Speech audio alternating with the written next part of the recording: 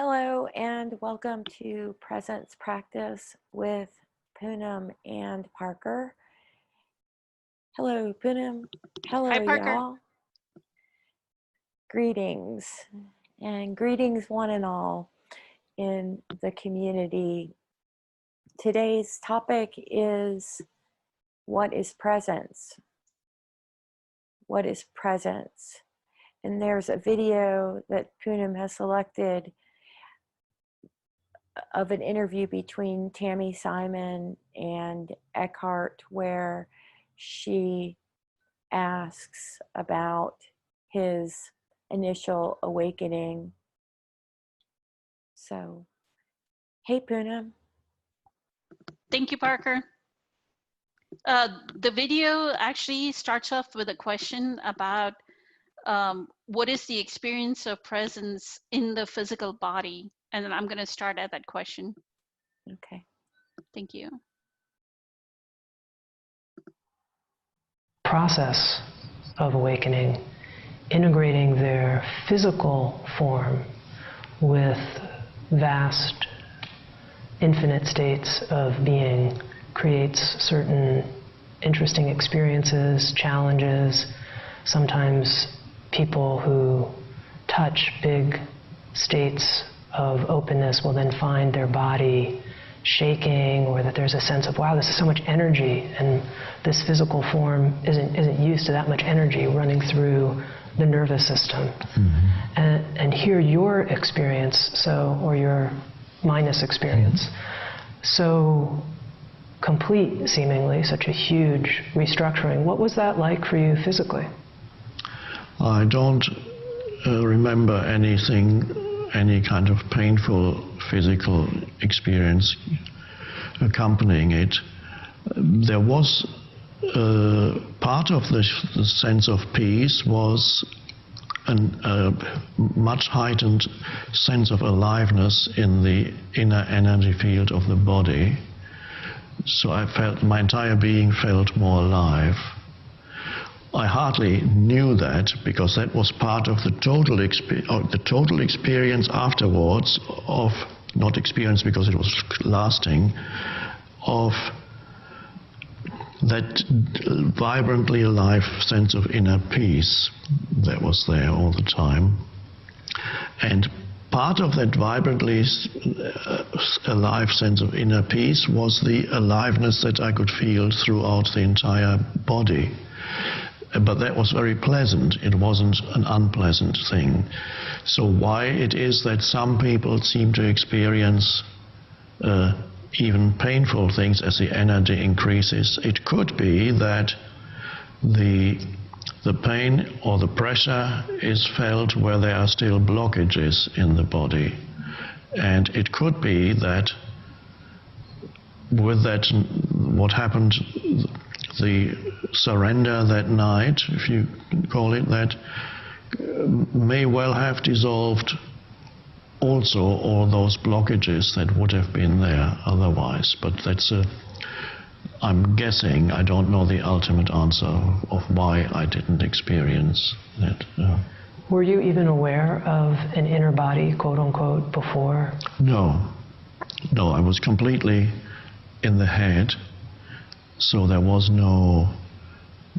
I didn't feel alive, except the turmoil in the head felt a bit alive, yeah, but not a pleasant aliveness.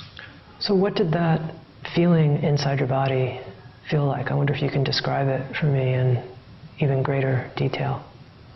Well, as you know, later that became part of, many years later, became part of the teaching where I'm pointing out to people that they can actually, what happened to me accidentally, that one aspect of what has happened, they can actually consciously direct their attention away from where it normally dwells in the movement of thought, and direct attention. So when you're asking me what it felt like or feels like, and my answer is to direct you or whoever is listening to this, direct them to the actual, you can actually go there right now in yourself and relive what happened there to me accidentally by consciously choosing to direct attention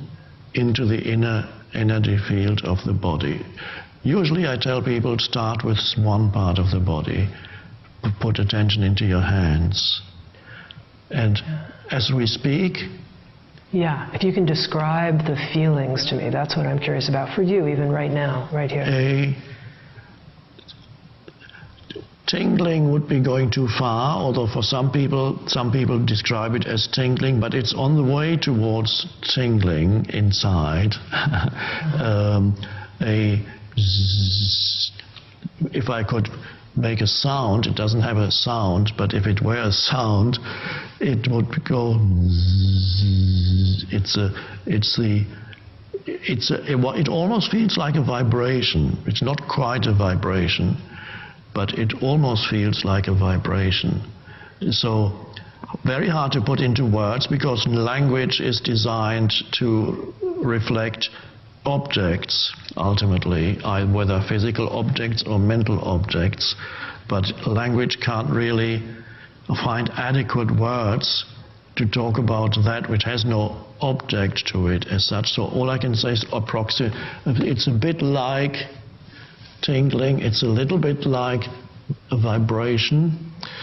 It could even be as a warmth. Sometimes actually the temperature in the body sometimes increases for people as they become more aware of what I call now the inner body. And once you can sense the energy inside your hands as that tingling or vibrating aliveness, very subtle perhaps only, that's fine, then it becomes easier to be aware that it's in other parts of the body too. And so it's a very pleasant way of becoming rooted more deeply within the being that you are.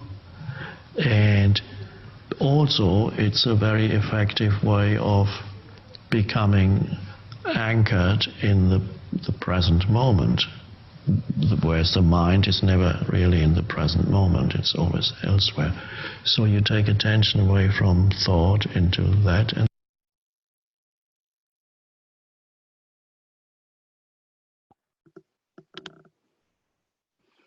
that was the most beautiful explanation that I've heard him clearly say, that what does presence feel like? So to me, normally, if the mind activity is going on, then that feeling in the body, the bzz, what he was talking about, is lessened. The more still that we become, right? Or so the recommendation in School of Awakening is to do Kim Ing's Chi Flow Yoga twice a week. So that kind of, there was a time that we were doing breath work. Do you remember me saying, I'm feeling the warmth now, right? So he's exactly right. So his pointers in the power of now of the portals to presence are very, very accurate. And there are so many people on the Facebook groups that keep asking, what is presence, or misunderstanding what is presence. Presence, when we do breath work, so we have to use the instrument, right? We have to use breath work. We have to use the inner body, body work, some kind of body work, whether it's Chi Flow Yoga, you do Kundalini Yoga, right? So some kind of body work or meditation. And there are times in the night that if I do meditation at like 2 hours of meditation in the evening, because that's the time that I found time, I may not be able to go to sleep, because the buzz that he's talking about, I feel so much energy going through my body that it actually wants you to get up and do something, right? So you're not able to sleep. So that is what presence is. How about your experiences, Parker? Sorry. They say that you need less sleep the more we don't expend all our energy with all these useless thinking. So presence for me means that I can sense that underneath every interaction through every situation. It's somewhere. And to be present means that your mind is slow. And if something comes in about planning for the future, it still sits in that deep stillness.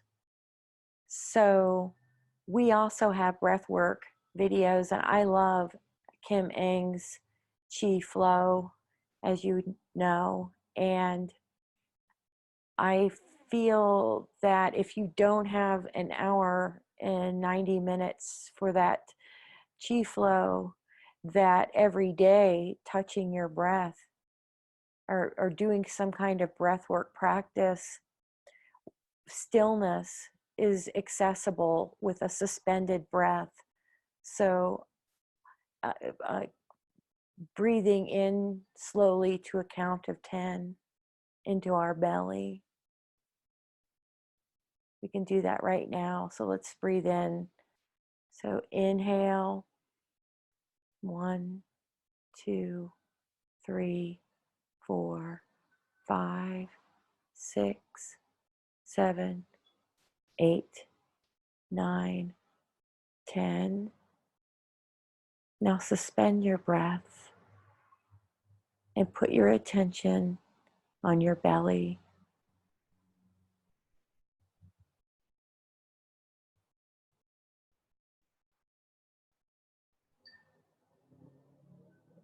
And exhale, exhale, counting out to 10.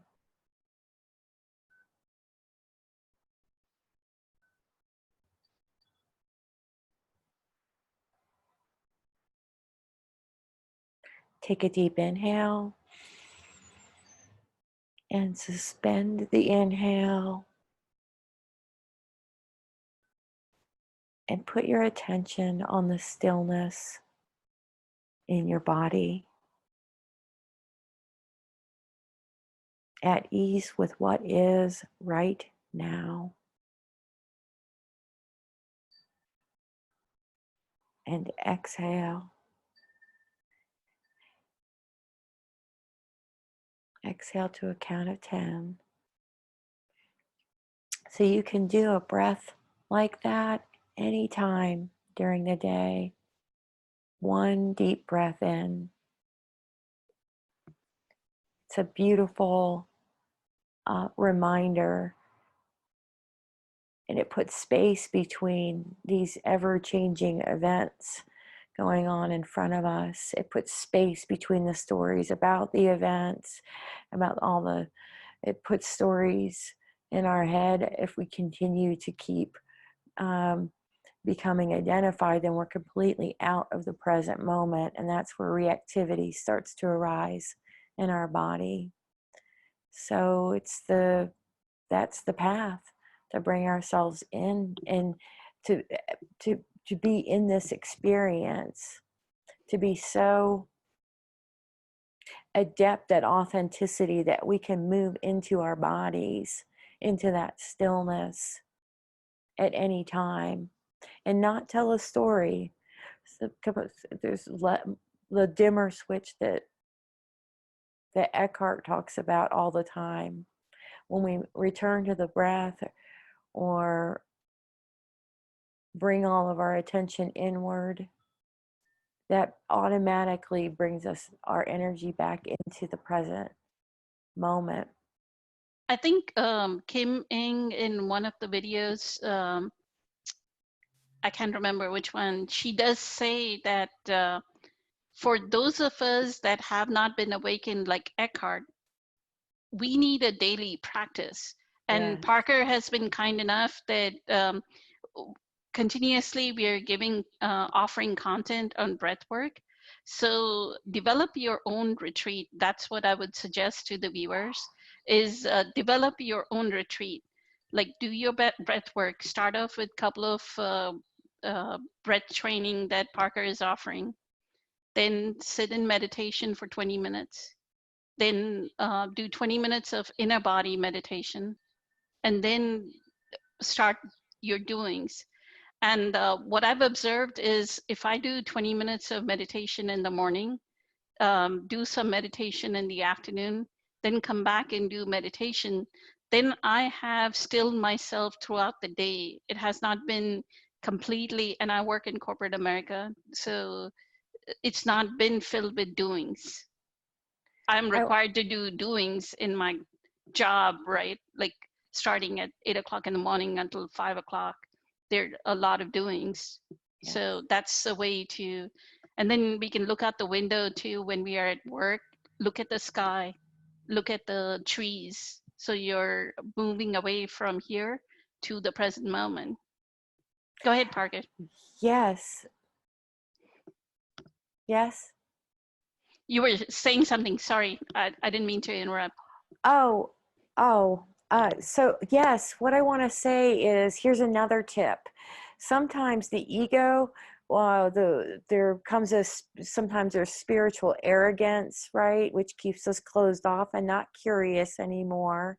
There's a judgment somewhere sitting in there too, right? So sometimes we'll be like, yes, of course I'm present, and that's the defensiveness of the ego, that there might be some pattern of perfection under there. So let's all just be committed to really seeing with love and tenderness exactly what's going on. And here are some tips that I use for myself. I ask these questions. It feels like I'm behind. So when you're there, when you're authentically listening, let's say you're in a meeting or talking to anyone, or so that's a doing, right? You put your whole attention on it, and you have no idea what their next word is. You're almost behind it. It feels like you're behind their words because you're following it, right? And can we hear the space between the words that's being said?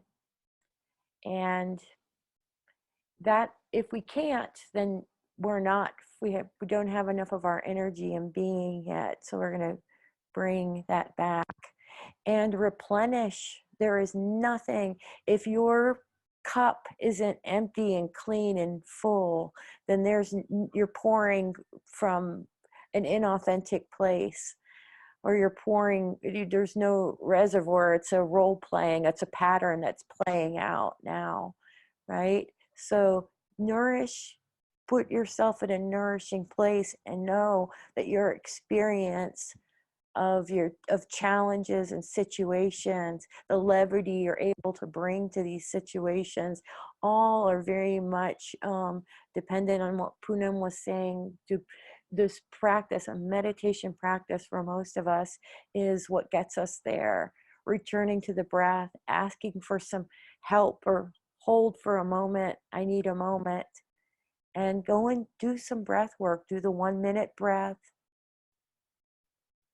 and sit in your own energy field and cleanse it, so that when you go back out, we're more balanced. And congratulations, that's the lot that's been assigned to us in the process, is to be waking up and accept that there is chaos and there is order, and all of it is perfectly on track and where it needs to be, and so are we. And the promise of being in presence is our challenges will dissolve. Yeah, they may be a challenge in our present moment, but the solution will also arise. So the incentive to be in presence is that if you want solutions to our problems, then presence is needed. Yes, I agree. Or we move into seeking, or we move into these other states, right? So all of those are our signposts, our personal, custom-made signposts for our particular present moment, whatever it is, because there is nothing else. There is nothing else really but this moment right here. Thank you, Parker. Thanks, Poonam. Wonderful. That was nice.